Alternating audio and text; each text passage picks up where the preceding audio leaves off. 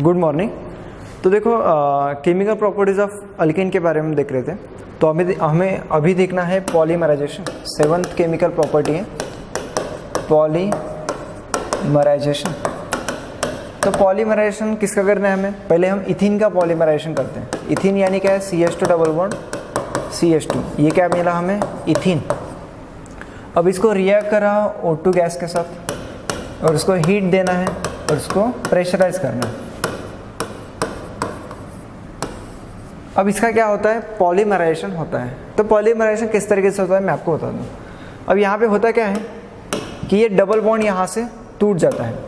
यहाँ से क्या हो जाता है? डबल बॉन्ड टूट जाता है। तो मान लो ये CHA, बाकी चीज़ें हमने एज इट इज़ लिखी है। तो देखो इसका डबल बॉन्ड टूट गया तो ये बॉन्ड ओपन हो जाता है, ये मॉलिक्यूल मिल गया हमें। अब ये जो मॉलिक्यूल है ये एक मोनोमर है। इसको हम क्या कहेंगे? ये एक मोनोमर है। सही है। जब हम इसको O2 हीट और प्रेशराइज करते हैं तो इसका डबल बॉन्ड टूट जाता है और वो ओपन हो जाता है। बस इतना ही फिनोमेना है। अब ऐसा ही ये जो मॉलिक्यूल है ये अपने आप को बहुत टाइम्स रिपीट करता है। किस तरीके से? इथीन के काफ़ी मॉलिक्यूल्स रहते हैं तो सभी मॉलिक्यूल्स का डबल बॉन्ड टूट जाता है, इस तरीके से ओपन हो जाता है। और क्या मिलता है हमें? आगे देखते हैं। आगे देखो ये C ये H और ये बॉन्ड ओपन हो गया। यानी कि ये जैसा मॉलिक्यूल है वैसा ही ये भी एक मॉलिक्यूल है। इसी तरीके से और एक मॉलिक्यूल मिल सकता है आपको H, इसका ही बॉन्ड ओपन हो गया। अब ऐसे काफ़ी मॉलिक्यूल्स मिलते जाते हैं आपको, काफ़ी मॉलिक्यूल्स। ये जो मैंने पर्टिकुलरली इतना मॉलिक्यूल लिखा है, ये एक मॉलिक्यूल है, ये एक मॉलिक्यूल है। ऐसे n टाइम्स चलते रहता है ये फिनोमेना, n टाइम्स चलते रहता है। अब इसी को क्या कहते हैं? हम पॉलीमर्स कहते हैं। सही है। कोई भी यूनिट, कोई भी मोनोमर अपने आप को नंबर ऑफ टाइम्स रिपीट करता है तो उसी को पॉलीमर कहते हैं। तो हम ये जो फिनोमेना चलते रहता है इसको हम क्या कहते हैं? पॉलीथीन। क्या कहते हैं इसको? पॉलीथीन। सही है। पॉलीथीन कहो या फिर पॉलीथीन कहो, या फिर हम इसको इस तरीके से भी लिखते हैं। मैं आपको बता दूं, इसको लिखने का और एक तरीका है CCH H और यहाँ पे N। यानी पॉलीथीन को हम ऐसा भी लिखते हैं क्योंकि ये मोनोमर है, वो n टाइम्स अपने आप को रिपीट कर रहे हैं तो इसको भी हम पॉलीथीन कहते हैं। सही। तो चलो नेक्स्ट देखते हैं। हम टेफ्लॉन का प्रिपरेशन करेंगे। मान लो आपके पास है CF2 n times double bond CF2। इसको भी सेम कंडीशन लगानी है, O2 heat pressure, O2 heat pressure. तो ये क्या बनाता है? टेफ्लॉन बनाता है। फिर से ये डबल बॉन्ड टूट जाएगा। देखो CF, यहाँ पे भी F आता है, यहाँ पे भी F। अब ये डबल बॉन्ड टूट के किस तरीके से आता है? इस तरीके से आता है। इसको ब्रैकेट करो, n टाइम्स लिखो तो ये क्या बन जाता है? टेफ्लॉन। पॉलीमराइजेशन चैप्टर में हमने देखा, इसको डिटेल्स में देखा है। फिर भी इससे हम क्या बनाते हैं? टेफ्लॉन। ये जब इसका पॉलीमराइजेशन हो जाता है, इसका डबल बॉन्ड टूट जाता है और नंबर ऑफ टाइम्स रिपीट होता है तो ये टेफ्लॉन बनाता है। आगे देखते हैं। और एक रिएक्शन देख सकते हैं हम। मान लो हमारे पास है n times CH2 double bond CH2Cl। इसको हम कहेंगे विनाइल क्लोराइड। अब इसका पॉलीमराइजेशन करना है। इसको O2 हीट और प्रेशर दे दो तो आपको क्या मिलेगा? देखो ये डबल बॉन्ड यहाँ से टूट जाएगा। सही। विनाइल क्लोराइड, इसको हम लिखेंगे, अच्छा यहाँ पे डबल बॉन्ड थोड़ा मिस्टेक हो गया, एक मिनट। यहाँ पे आएगा CH3 CH double bond CHCl। इसको हम कहेंगे विनाइल क्लोराइड। ये मिला हमें विनाइल क्लोराइड। तो इसका पॉलीमराइजेशन करना है तो यहाँ पे क्या हो जाएगा? ये डबल बॉन्ड टूट जाएगा। तो मैं यहाँ पे आपको बता दूँ, ये CC लिखा मैंने, जिसका डबल बॉन्ड तोड़ना है। अब इस कार्बन पे एक हाइड्रोजन है, एक CH3 है। इस कार्बन पे एक हाइड्रोजन है और एक Cl है। अब इसका बॉन्ड टूटने के बाद किस तरीके से ओपन होता है? इस तरीके से ओपन होता है और ये n टाइम्स आता है। इसको हम क्या कहते हैं?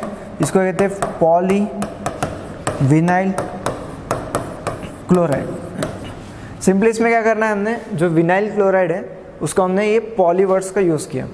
यहाँ पे होता क्या है? ये डबल बॉन्ड टूट जाता है, इस तरीके से ये ओपन हो जाता है। डबल बॉन्ड ओपन हो गया, उसको n टाइम्स लिखा हमने, तो ये एक मोनोमर है, ये अपने आप को n टाइम्स रिपीट कर रहा है, तो वो पॉलीमर बन जाता है। और किसका पॉलीमर है? विनाइल क्लोराइड का पॉलीमर है, इसलिए ये पॉली विनाइल क्लोराइड बन जाता है। इस तरीके से पॉलीमराइजेशन परफॉर्म होता है। आगे देखते हैं।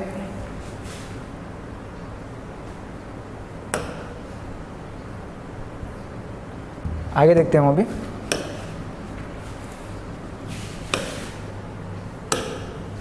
आगे देखना है हमें हाइड्रोक्सिलेशन। तो हाइड्रोक्सिलेशन में हम देखेंगे बीएस रिएजेंट। बीएस रिएजेंट किसको कहते हैं? कोल्ड अल्कलाइन KMnO4, इसको हम क्या कहते हैं? BS reagent. अल्कलाइन इसका मतलब क्या रहता है? अल्कलाइन का मतलब रहता है बेस के प्रेजेंस में। बेस यानी कि कौन सा रहता है? KOH रहता है, NaOH रहता है, या फिर काफ़ी बार इसको आयंस के फॉर्म में भी लिखा जाता है।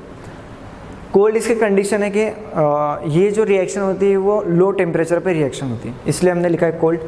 KMnO4 पोटेशियम परमैंगनेट है, तो पोटेशियम परमैंगनेट है वो बेस के प्रेजेंस में है। बेस के मैंने एग्जांपल्स लिखे NaOH, KOH, कुछ भी हो सकता है, या फिर डायरेक्टली OH आयंस पे लिखा जाता है। तो ये BS रिएजेंट है। अब यहाँ से देखो BS रिएजेंट में क्या होता है? कोल्ड अल्कलाइन KMnO4, तो ये क्या करता है? नेसेंट ऑक्सीजन प्रोवाइड करने का काम करता है। तो हमने अगर मान लो इसकी एक रिएक्शन देखेंगे, इसको रिएक्ट कराया इथिन के साथ CH2 और इसको वाटर के साथ रिएक्ट करो, इसमें वाटर रहता है, तो ये क्या करता है? नेसेंट ऑक्सीजन प्रोवाइड करता है। कौन? ये कोल्ड अल्कलाइन KMnO4, ये क्या करता है? नेसेंट ऑक्सीजन प्रोवाइड करता है। कोल्ड अल्कलाइन KMnO4 क्या करता है? नेसेंट ऑक्सीजन प्रोवाइड करता है। सही है। इसको याद रखने का तरीका मैं आपको बता दूं। यहाँ से मिल जाता है नेसेंट ऑक्सीजन। अब ये HOH है, HOH, इसको आप क्या करो, ये अगर ऑक्सीजन इसके साथ जोड़ दिया आपने तो ये क्या बन जाता है? OH। ऐसा होता नहीं है, मैं बस याद रखने के लिए बता रहा हूँ किस तरीके से याद रखना। वाटर के साथ रिएक्ट करना है, वाटर में HOH रहता है। नेसेंट ऑक्सीजन में नेसेंट ऑक्सीजन तो ऑक्सीजन के फॉर्म में ही लिखते हैं, तो ऑक्सीजन को जोड़ दो इसके साथ, OH बन गया, और इसको बाद में ब्रेक कर दो। 2 OH है आपके पास, 2 OH को जोड़ना है। कहाँ पे जोड़ोगे? कहाँ पे जोड़ोगे आप? ये डबल बॉन्ड को ब्रेक करो, डबल बॉन्ड को ब्रेक कर दो, और वहाँ पे आप क्या करो? OH जोड़ दो, यानी क्या हो जाएगा यहाँ पे? CH2, single bond CH2। ये डबल बॉन्ड ब्रेक होने के बाद क्या हो जाता है? वो बॉन्ड ओपन हो जाता है, तो यहाँ पे लगा OH, यहाँ पे लगा OH, तो इसको हम क्या कहते हैं? ग्लाइकोल। इसका जो भी IUPAC नेम बनता है, सही, तो इसको हम कहते हैं ग्लाइकोल। तो बीयर्स रिएजेंट जो है वो अल्किन में ऐड करने के बाद ग्लाइकोल का फॉर्मेशन होता है। तो ये जो रिएक्शन है ये ग्लाइकोल के प्रिपरेशन के लिए भी इस्तेमाल किए जाते हैं, यानी कि ये reaction particularly preparation of glycol, इसके लिए भी इसका इस्तेमाल होता है। उसके बाद इसको हम बीयर्स रिएजेंट टेस्ट भी कहते हैं। क्या कहते हैं? Baeyer's reagent test. Baeyer's reagent test क्यों कहते हैं मैं बताता हूँ। बीयर्स रिएजेंट टेस्ट इसका मतलब क्या है कि आपको कोई भी एक ऑर्गेनिक कंपाउंड दिया है, उसके अंदर डबल बॉन्ड प्रेजेंट है या नहीं है, ये अगर आपको जानना है तो आप क्या कर सकते हैं? बीयर्स रिएजेंट टेस्ट कर सकते हैं। मतलब क्या है कि अगर आपने बीयर्स रिएजेंट ऐड किया, अगर उस ऑर्गेनिक कंपाउंड में डबल बॉन्ड प्रेजेंट है तो ये रिएक्शन हो जाएगा और ग्लाइकोल मिल जाएगा आपको। अगर आपको ग्लाइकोल मिलता है तो इसका मतलब है कि ऑर्गेनिक जो भी ऑर्गेनिक कंपाउंड है उसमें डबल बॉन्ड प्रेजेंट है, इसलिए हम इसको कहते हैं बीयर्स रिएजेंट टेस्ट। यानी ये डबल बॉन्ड डिटेक्ट करने के लिए भी इसका इस्तेमाल किया जाता है। अब ये सिमेट्रिकल अल्किन है, अनसिमेट्रिकल अल्किन भी कोई फ़र्क नहीं गिरता यहाँ पे। मान लो आपके पास है CH3 CH double bond CH2 plus HOH plus oxygen है, यहाँ पे लिखा हमने कोल्ड अल्कलाइन KMnO4। तो इस केस में क्या हो जाएगा? फिर से ये डबल बॉन्ड टूट जाएगा, CH3 CH, ये देखो बॉन्ड ओपन हो गया, ये डबल बॉन्ड टूट जाएगा और ये बॉन्ड ओपन हो जाएगा, यहाँ पे लग जाएगा OH, यहाँ पे लग जाएगा OH। मैंने आपको तरीका बताया, OH इसमें ऑक्सीजन इसके अंदर ऐड कर दो, OH बन जाएगा, उसको बीच में से काटो, 2 OH आपको जोड़ने हैं। कैसे जोड़ोगे? डबल बॉन्ड को ब्रेक करो, OH जोड़ दो, ये याद रखने का तरीका है। तो ये हो गई बीयर्स रिएजेंट टेस्ट। आगे देखते हैं, आगे है ऑक्सीडेशन। तो देखो अभी हमने क्या देखा? कोल्ड अल्कलाइन KMnO4 देखा, कोल्ड अल्कलाइन KMnO4 जो कि नेसेंट ऑक्सीजन प्रोवाइड करता है। सही है। लेकिन मान लो KMnO4 है, पोटेशियम पर मैग्नेट है, in presence of H plus ions, यानी कि एसिड के प्रेजेंस में। ये रिएक्शन किसके प्रेजेंस में थी? अल्कलाइन, इसका मतलब बेस के प्रेजेंस में। यहाँ पे मैंने लिखा है, ये भी क्या करता है? नेसेंट ऑक्सीजन प्रोवाइड करता है, ये भी नेसेंट ऑक्सीजन ही प्रोवाइड करता है। लेकिन ये H प्लस मतलब क्या है इसका? एसिडिक। H प्लस क्या शो करता है? एसिडिक नेचर शो करता है। यानी कि BS रीजन जब एसिड के प्रेजेंस में रहता है तो क्या होता है कि मान लो मैं एक रिएक्शन के थ्रू आपको समझाता हूँ। मान लो आपके पास CH3CH डबल बॉन्ड CH2। अब आपने इसको रिएक्ट कराया KMnO4 के साथ in presence of H plus ion. तो देखो in presence of H plus ions आपने इसको रिएक्ट करा है, तो ये नेसेंट ऑक्सीजन प्रोवाइड करता है, जैसे कि मैंने आपको बताया। अब आगे देखो, आगे इसका सिंपल सा फंडा है। ये क्या करेगा कि ये जो डबल बॉन्ड दिख रहा है आपको, ये सिंपली डबल बॉन्ड को यहाँ से ब्रेक कर दो। यहाँ पे KMnO4 है in presence of H plus ions, यानी एसिड के प्रेजेंस में है, तो नेसेंट ऑक्सीजन ऐड करना है। तो आपको तरीका याद रखने का क्या है कि डबल बॉन्ड को ब्रेक करना है और यहाँ पे डबल बॉन्ड O देना है, यहाँ पे डबल बॉन्ड O देना है। ऐसा हमने इससे पहले भी किया है, ये कोई नई चीज़ नहीं है। ऑक्सीडेशन रिएक्शन जो रहती है, ओजोनलिसिस में हमने काफ़ी बार ऐसा किया है। तो सिंपली ये बॉन्ड को ब्रेक करना है, इसको डबल बॉन्ड O देना है। इसका मतलब हम ऑक्सीडेशन कर रहे हैं। ऑक्सीडेशन यानी simply addition of oxygen, oxygen add कर रहे हैं तो ऑक्सीडेशन कर रहे हैं। वहाँ पे हम हाइड्रोक्सिलेशन कर रहे थे, OH ग्रुप का ऐड कर रहे थे, यहाँ पे सिंपली ऑक्सीजन को ऐड कर रहे हैं। तो देखो आंसर्स क्या आएगा, देखो ये CH3 एज इट इज है, CH3, फिर ये C डबल बॉन्ड O, ये C double bond OH plus ये क्या बन जाता है? ये बन जाता है HC डबल बॉन्ड OH। यानी कि यहाँ पे डबल बॉन्ड O लगा है, यानी ये दो अल्डिहाइड ग्रुप मिलते हैं हमें। लेकिन ये रिएक्शन यहीं पे नहीं रुकते, ये फर्दर ऑक्सीडाइज होते हैं। यहाँ पे देखो, यहाँ पे आपको प्रोडक्ट मिल गया, तो यहाँ पे क्या हो जाता है? ये फर्दर इसके अंदर नेसेंट ऑक्सीजन ऐड हो जाता है। अब आप सबको पता है aldehyde ketone and carboxylic acid, इसमें मैंने आपको बताया कि जो अल्डिहाइड ग्रुप रहता है उसका जब हम ऑक्सीडेशन करते हैं यानी एडिशन ऑफ ऑक्सीजन, तो ये किस में कन्वर्ट हो जाता है? कार्बोक्सिलिक एसिड के अंदर, COOH प्लस। ये CHO ग्रुप यानी अल्डिहाइड वाला ग्रुप किस में कन्वर्ट हो जाता है?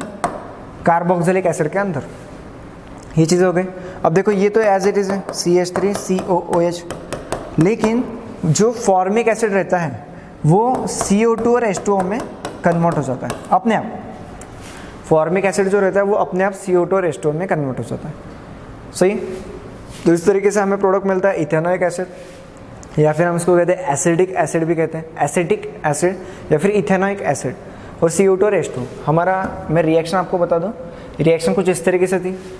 इसको मैंने इसको ऑक्सीडेशन किया in presence of KMnO4 H plus ions और ऑक्सीजन। तो डबल बॉन्ड को ब्रेक करना है, यहाँ पे डबल बॉन्ड O दे दें सिंपली, तो आपको एक करस्पॉन्डिंग अल्डिहाइड मिल जाएगा। अब आपको पता है अल्डिहाइड का फर्दर ऑक्सीडेशन हो सकता है, तो ये अल्डिहाइड का हमने फर्दर ऑक्सीडेशन किया यानी ऑक्सीजन ऐड किया, तो वो कार्बोक्सिलिक एसिड में कन्वर्ट होता है। तो ये देखो कार्बोक्सिलिक एसिड में कन्वर्ट हो गया।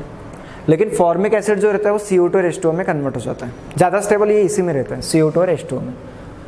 तो यहाँ पे ये रिएक्शन खत्म हो जाती है। सेकंड रिएक्शन देखते हैं। मान लो आपके पास है CH3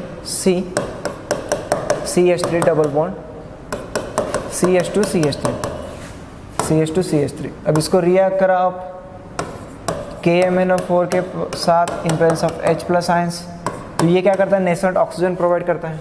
मैंने आपको तरीका बताया क्या? डबल बॉन्ड को ब्रेक करो, और ये डबल बॉन्डेड कार्बन एटम को क्या करना है? यहाँ पे डबल बॉन्ड O देना है, यहाँ पे डबल बॉन्ड O देना है। तरीका मैंने आपको बताया। अब आपको प्रोडक्ट लिखना है डायरेक्टली। यहाँ पे CH3 C double bond O CH3, यहाँ पे CH3 C double bond O CH3, ये मैंने यहाँ पे ले लिया। ये क्या है? एसीटोन है, और ये बनता है, ये क्या बनता है? CH3 C double bond OH,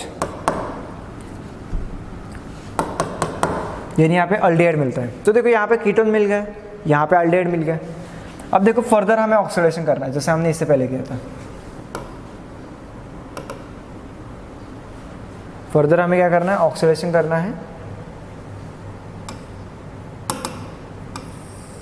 जिसे हमने इससे पहले भी किया है।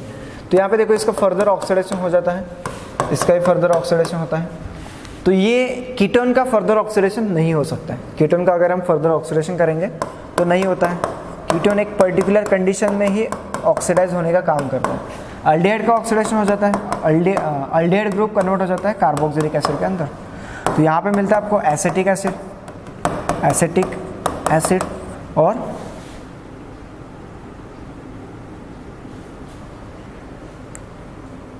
और हम कहेंगे नहीं, ये क्या हो जाए,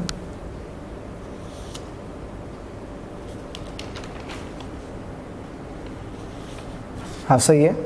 तो यहाँ पे मिल जाता है एसिडिक एसिड और यहाँ पे मिल जाता है प्रोपेन 2 ऑन, सही है। तो देखो कीटोन का यहाँ पे फर्दर ऑक्सीडेशन नहीं होता है, ये चीज़ याद रखनी है। यहाँ पे क्या होता है, कीटोन जो है ऑक्सीडाइज करने के लिए एक पर्टिकुलर कंडीशन लगती है। नॉर्मल कंडीशन में कीटोन का ऑक्सीडेशन नहीं होता है, तो कीटोन को हम ऑक्सीडाइज नहीं करेंगे, कीटोन को एज इट इज़ रखेंगे, लेकिन अल्डिहाइड ग्रुप का ऑक्सीडेशन करेंगे और यहाँ पे कार्बोक्सिलिक एसिड में कन्वर्ट करेंगे।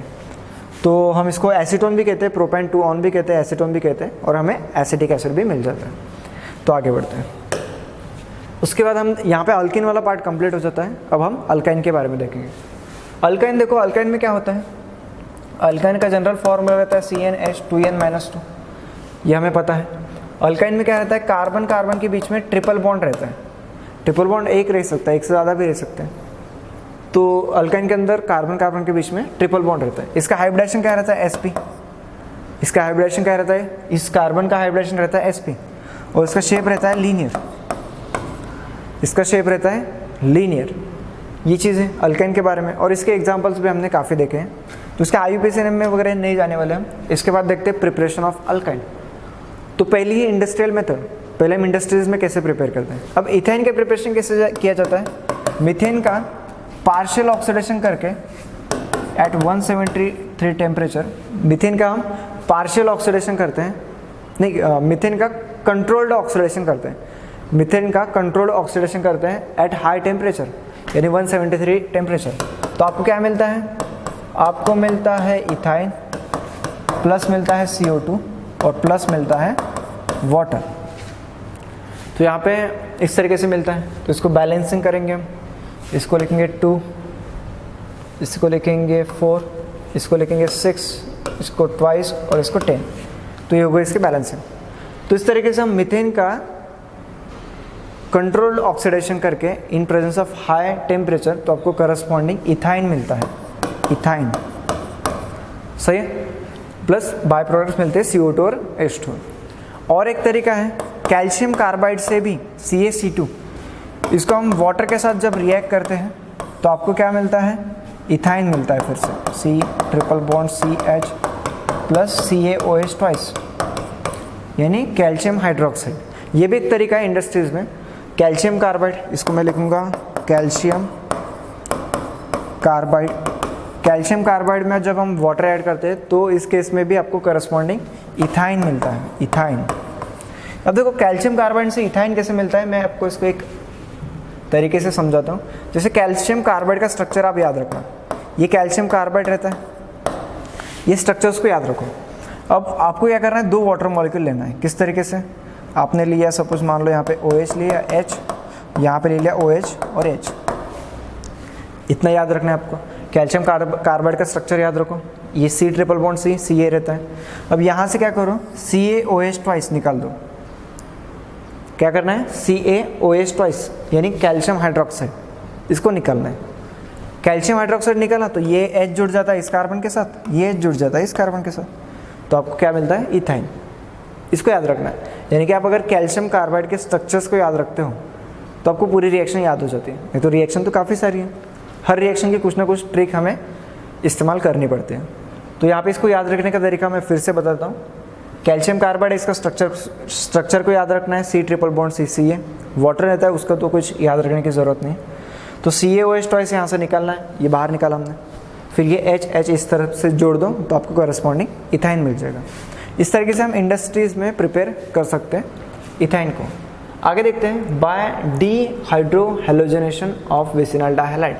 अब देखो विसिनल डाइहैलाइड यानी क्या रहता है, एक एग्जांपल ही ले लेते हैं, CH3CH Br CH2 Br, इसको हम कहते हैं विसिनल डाइहैलाइड। विसिनल डाइहैलाइड तो इसको रिएक्ट कराओ अल्कोहलिक सॉल्यूशन ऑफ KOH के साथ, अल्कोहलिक सॉल्यूशन ऑफ KOH के साथ इसको रिएक्ट करो तो आपको प्रोडक्ट क्या मिलता है मैं आपको बता दूँ। यहाँ पे क्या हो जाता है, इसके अगर मैं हाइड्रोजन ओपन कर दूँ, देखो ये हाइड्रोजन मैंने अगर ओपन कर दिया, यहाँ से एक हाइड्रोजन निकालते हैं, ये देखो मैंने एक हाइड्रोजन यहाँ पे लिखा, एक हाइड्रोजन यहाँ पे लिखा। अब यहाँ पे क्या होता है, यहाँ से एक H निकल जाता है और यहाँ से एक Br निकल जाता है। जब हम अल्कोहलिक KOH सॉल्यूशन के साथ इसको रिएक्ट कराते हैं तो यहाँ से H निकलता है, यहाँ से Br निकलता है, तो यहाँ से ये दो चीज़ें निकल गई, तो यहाँ पे क्या हो जाता है, एक partial double bond character generate होता है।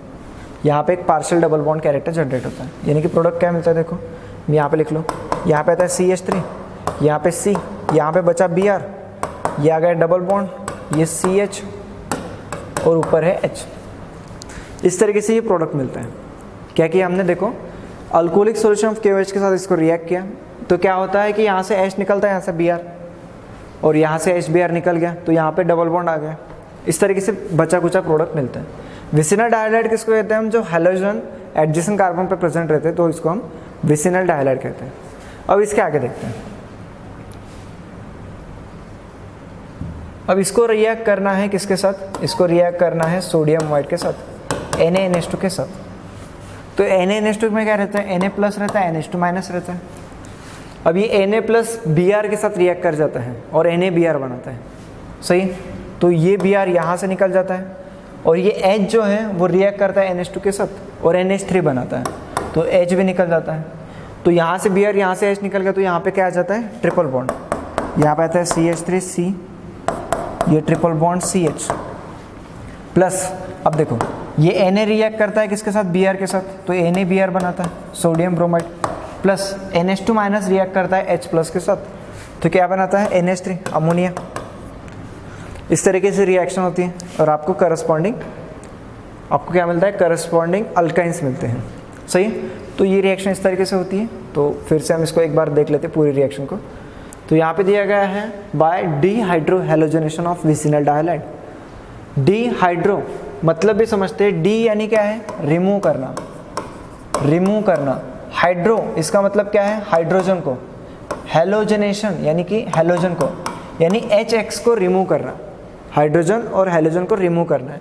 तो हमने हाइड्रोजन हैलोजन को रिमूव किया, यहाँ पर भी हाइड्रोजन हैलोजन को रिमूव किया, इसलिए हम इसको कहते हैं डिहाइड्रो हैलोजनेशन ऑफ विसिनल डायहाइड। विसिनल डायहाइड आपके सामने है। विसिनल डायहाइड किसको कहते हैं, एडजेसेंट कार्बन पे अगर हैलोजन ग्रुप कनेक्टेड है तो हम उसको विसिनल डायहाइड कहते हैं। तो यहाँ से इसको रिएक्ट करा अल्कोहलिक KOH के साथ, तो यहाँ से HBr निकल जाएगा। आप ये भी HBr निकाल सकते हो, आंसर तो सेम आने वाला है।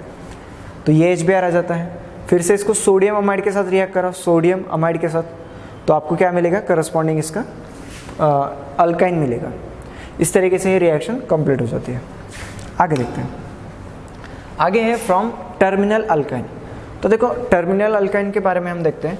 टर्मिनल अल्काइन किसको कहते हैं, मान लो मैं आपको दो रिएक्शंस लिख लूँ, CH3C ट्रिपल बॉन्ड CH या फिर CH3C ट्रिपल बॉन्ड CH3।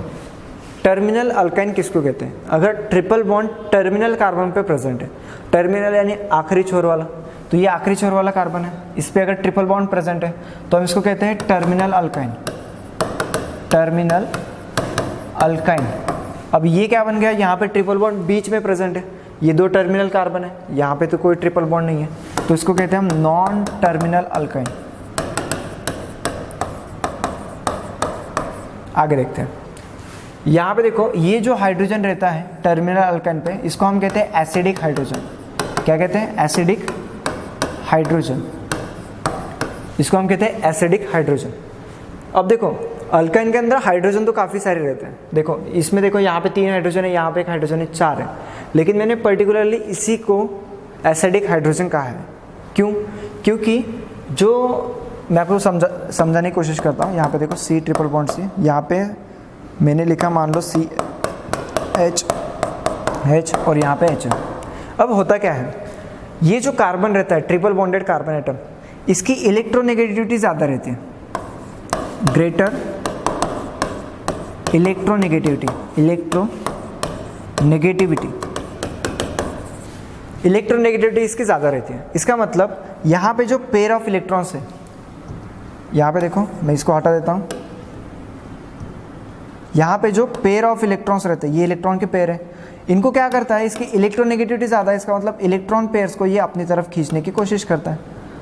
अब इसके ऊपर जो पार्शियल नेगेटिव चार्ज बनता है उसकी अमाउंट बहुत ज़्यादा रहती है, इलेक्ट्रोनेगेटिविटी ज़्यादा है। इसका मतलब क्या है, ये जो ट्रिपल बॉन्डेड कार्बन रहता है इसकी इलेक्ट्रोनेगेटिविटी ज़्यादा है, तो कार्बन और हाइड्रोजन के बीच में जो बॉन्ड है उसके अंदर जो इलेक्ट्रॉन्स है उनको अपनी तरफ ज़्यादा खींचता है। तो इसकी वजह से क्या होता है कि हाइड्रोजन के ऊपर पार्शियल पॉजिटिव चार्ज की अमाउंट बढ़ जाती है, और इसकी वजह से क्या होता है कि इनके बीच में जो बॉन्ड है वो वीक बन जाता है, स्ट्रॉन्ग बॉन्ड नहीं रहता है, वो वीक हो जाता है। यानी कि हाइड्रोजन ईजिली लूज हो सकता है, क्योंकि हाइड्रोजन और कार्बन के बीच में जो इलेक्ट्रॉन है वो कार्बन ने तो पूरे अपनी तरफ ही खींच लिए, लगभग पूरे खींच लिए, तो हाइड्रोजन के पास बॉन्ड करने के लिए कुछ बचा ही नहीं। तो इसका बॉन्ड जो है वो होता है लेकिन काफ़ी वीक रहता है। अगर आप इसको स्ट्रॉन्ग बेस के साथ रिएक्ट कराते हो, स्ट्रॉन्ग बेस के साथ रिएक्ट कराते हो, तो ये हाइड्रोजन क्या करता है, इसके साथ निकल जाता है H+ के फॉर्म में। क्यों? क्योंकि ये कार्बन की इलेक्ट्रोनेगेटिविटी बहुत ज़्यादा है, ये बॉन्ड पेयर इलेक्ट्रॉन्स को अपनी तरफ खींच लेते हैं, तो इसकी वजह से ये बॉन्ड वीक हो जाता है और हाइड्रोजन ईजिली लूज हो जाता है। ईजिली कोई भी एक सफिशिएंट, हम इसको कहते हैं सफिशिएंट स्ट्रॉन्ग बेस अगर इस्तेमाल करते हो आप, जैसे लिथियम अमाइड हो गया, फॉर एग्जांपल लिथियम अमाइड हो गया, सोडियम अमाइड हो गया, तो सफिशिएंट स्ट्रॉन्ग बेस यूज़ करते हो तो ये H जो है वो निकल जाता है H+ के फॉर्म में। ऐसा यहाँ पे नहीं होता है, यहाँ पे जो कार्बन और हाइड्रोजन के बीच में बॉन्ड है, इनकी इस कार्बन की इलेक्ट्रोनेगेटिविटी जो रहती है, इलेक्ट्रोनेगेटिविटी वो कम रहती है। ये ट्रिपल बॉन्डेड कार्बन है, ये सिंगल बॉन्डेड कार्बन है, तो सिंगल बॉन्डेड कार्बन की इलेक्ट्रोनेगेटिविटी कम रहती है। इसीलिए यहाँ पे जो पेयर्स ऑफ इलेक्ट्रॉन्स है इनको जो खींचने की एबिलिटी है कार्बन की तरफ वो ज़्यादा नहीं रहती। इसी वजह से ये हाइड्रोजन जो है वो लूजली बाउंडेड नहीं रहता है, इसीलिए लिथियम अमाइड का जब भी हम या फिर कोई भी स्ट्रॉन्ग बेस हम यूज़ करते हैं तो टर्मिनल अल्काइन, ये जो ट्रिपल बॉन्डेड कार्बन एटम है वो टर्मिनल पे जब प्रेजेंट रहता है उसका जो हाइड्रोजन रहता है वो इजीली निकल जाता है H+ के फॉर्म में। अब कोई भी चीज़ H+ के फॉर्म में निकलती है तो इसको हम कहते हैं एसिडिक, तो हम इसको कहते हैं एसिडिक हाइड्रोजन। तो पर्टिकुलरली इसी को हम क्या कहते हैं, एसिडिक हाइड्रोजन। यानी कि मैंने क्या कहा, इसको एसिडिक हाइड्रोजन कहा। रीज़न आपको समझा एसिडिक हाइड्रोजन क्यों कहा, क्योंकि ये कार्बन जो है वो इसकी इलेक्ट्रोनेगेटिविटी ज़्यादा है, ट्रिपल बॉन्डेड कार्बन की इलेक्ट्रोनेगेटिविटी ज़्यादा रहते हैं डबल बॉन्ड या फिर सिंगल बॉन्ड से। ये चीज़ क्लियर हो गई। इसीलिए जब भी हम इसको अब होता क्या है, अब ये भी ट्रिपल बॉन्डेड कार्बन है लेकिन इसकी भी इलेक्ट्रोनेगेटिविटी ज़्यादा है, लेकिन इसके पास कोई हाइड्रोजन ही नहीं है, तो हाइड्रोजन निकलने का सवाल ही नहीं है, तो कोई एसिडिक नेचर का कोई बात ही नहीं आती। समझ में आ रहा है? जो नॉन टर्मिनल अल्काइंस रहते हैं उनको हम एसिडिक नेचर, वो एसिडिक नहीं है ऐसा क्यों कहते हैं, क्योंकि यहाँ पे जो ट्रिपल बॉन्डेड कार्बन है इसके पास कोई हाइड्रोजन नहीं रहता है। सही है? तो देखो ये रिएक्शन जो रहती है वो सिर्फ टर्मिनल अल्काइन के साथ ही होती है। रीज़न जो है वो हमने अभी समझा। अब देखो हम इसकी रिएक्शन देख लेते हैं। मान लो आपको मैंने दे दिया CH3CH ट्रिपल बॉन्ड CH3, एक minute, C triple bond CH plus इसको मैंने आपको कहा रिएक्ट कराओ लिथियम अमाइड के साथ, लिथियम अमाइड के साथ रिएक्ट कराओ। ये जो है वो स्ट्रॉन्ग बेस है, स्ट्रॉन्ग बेस है, तो यहाँ से एक हाइड्रोजन निकल जाएगा, यानी कि क्या आ जाएगा CH3C triple bond Cli plus NH3 ammonia निकल जाएगा। ये क्लियर है? अब देखो आपने अगर इसको रिएक्ट करा है किसके साथ, CH3Br के साथ, कोई भी एक अल्किल हैलाइड के साथ इसको रिएक्ट किया आपने, तो क्या हो जाता है, ये लिथियम और ब्रोमाइड निकल जाते हैं, ये लिथियम ब्रोमाइड इस तरीके से निकल जाते हैं, और ये CH3 जो है वो यहाँ पे जुड़ जाता है। तो ये CH3 जो है वो कहाँ पे जुड़ जाता है, यहाँ पे इस तरीके से। तो यहाँ पे प्रोडक्ट क्या मिलता है आपको, CH3C triple bond C CH3 plus मिलता है आपको लिथियम ब्रोमाइड। रिएक्शन समझे सबको? क्या हो गया यहाँ पे लिथियम कनेक्ट हो गया, इसको रिएक्ट कराओ अल्किल हैलाइड के साथ, कोई भी अल्किल हैलाइड के साथ, एथिल ब्रोमाइड के साथ भी रिएक्ट करा सकते हैं, एथिल क्लोराइड के साथ भी कर सकते हैं, फिर प्रोपाइल क्लोराइड, उसके साथ रिएक्ट कराओ तो आपको क्या हो जाता है, लिथियम ब्रोमाइड यहाँ से निकल जाता है, और CH3 यहाँ पे कनेक्ट हो जाता है। इस तरीके से आपको करस्पॉन्डिंग अल्काइंस मिलते हैं। और भी कुछ पॉइंट्स बचे हैं इसमें, क्या केमिकल प्रॉपर्टीज़ ऑफ अल्काइन में कुछ पॉइंट्स बचे हैं, तो वो रिएक्शंस हम कंप्लीट करेंगे और फिर नेक्स्ट लेक्चर में हम एरोमेटिक हाइड्रोकार्बन की शुरुआत करेंगे। Thank you.